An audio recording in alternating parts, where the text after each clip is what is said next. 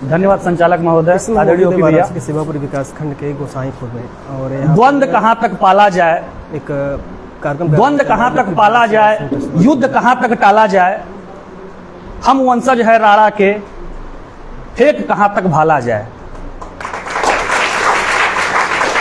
शायद आप सभी लोग मेरी बातों से समझ गए होंगे कि मैं किस महापुरुष के विषय में आप लोगों को अवगत कराने जा रहा हूं। कितने लोग समझ गए हैं?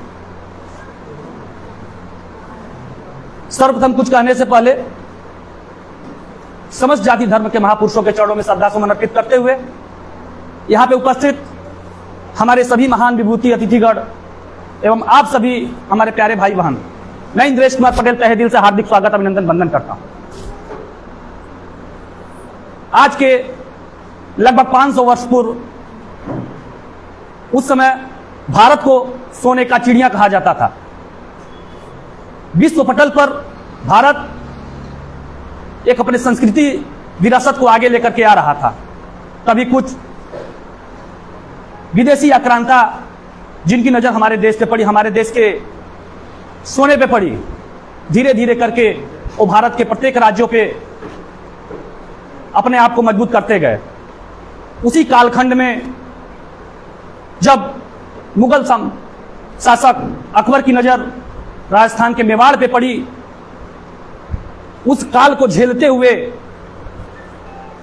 वहां पर जन्म होता है 9 मई 1540 ईस्वी में सूर्यवीर महाराणा प्रताप का।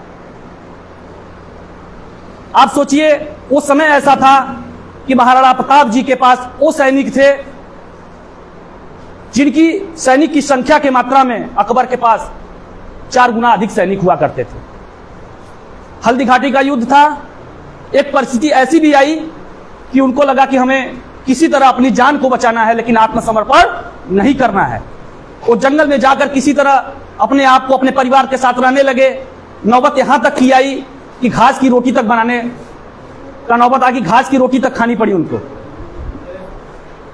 घास की रोटी खाकर बचाई मेवाड़ की लाज, घास की रोटी खाकर जिन्होंने बचाई मेवाड़ की लाज, मुझ पर ताव देकर हिला दी पूरी अकबर सरकार। नतमस्तक प्रणाम है उनको, नतमस्तक प्रणाम है उनको। वो है सूर्यवीर महाराणा प्रताप, महाराणा प्रताप।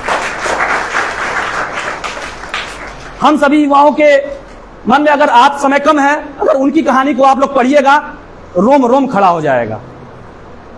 उनके बाजुओं में वो ताकत थी कि अगर वो तलवार चलाते थे, मैं उनके बाहुबल पे जाना चाहूंगा।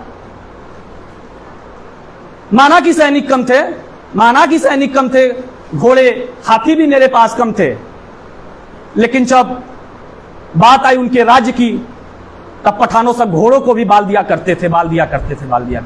ऐसे थे मेरे सूर्यवीर महाराणा। लाइव पे शेयर करते रहिए। तो हमको आपको हर एक महापुरुष की जो कहानी यहां बताई जा रही है, उस पर आपको अमल करने की जरूरत है।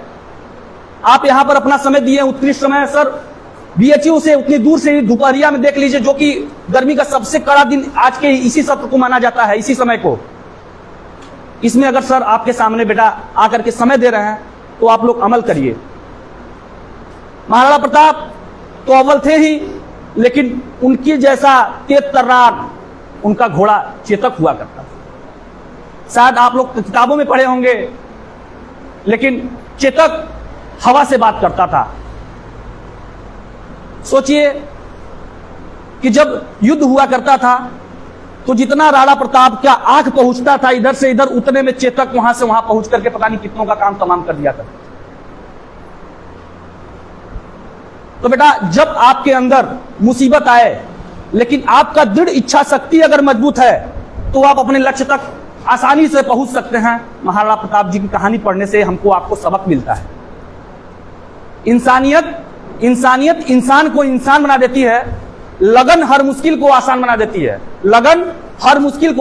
देती है। वरना कौन जाता मंदिरों में पूजा करने, आस्था ही पत्थर को भगवान बना देती है। तो मेरे प्यारे भाई बहन, मैं आप लोगों के बीच शायद पहले भी आ चुका हूं। सर, मैं बता दूं, थोड़ी सी 1 मिनट लूंगा आप लोगों का। और मैं इंद्रेश पटेल मालती फाउंडेशन, एक मैं चलाता हूं, उसमें अनाथ दिव्यांग बच्चे जितने भी होते हैं, हमको लिस्ट मिलके मैं उन तक कापी कलम किताब निस्वार्थ भाव से पहुंचाता हूं। प्रतिदिन इस काम को करता हूं, क्योंकि हमें मेरा मानना है, शिक्षा है तो सब है, बिन शिक्षा जीवन अधूरा है। मैं इस दोपहर में मैं पिछले 4 दिन से बेड पे पड़ा हूं, लेकिन हमको आज पता था कि आज यहां पर आना है। मैं किस तरह यहां पहुंचा हूं, शायद मैं रुकते हुए आया हूं, अविलंब होकर के आया हूं। 4 दिन दोपहर की वजह से मेरा तबियत हेल्थ नहीं सही है, लेकिन इसी आशा और विश्वास के साथ मैं अपने बाड़ी को विराम देता हूं कि मेरे भाई आप लोग भी सर की बातों को सुनिए, अपने अंदर उसको उतारिए और दिए गए दिशा निर्देश को, हमारे महापुरुषों के बताए हुए कार्यों को आप लोग अपने जीवन में उतारिए और आगे चलकर भारत देश का एक उत्तीर्ण निर्माण करिए, जिससे आने वाला समय सुखद हो। बहुत बहुत धन्यवाद।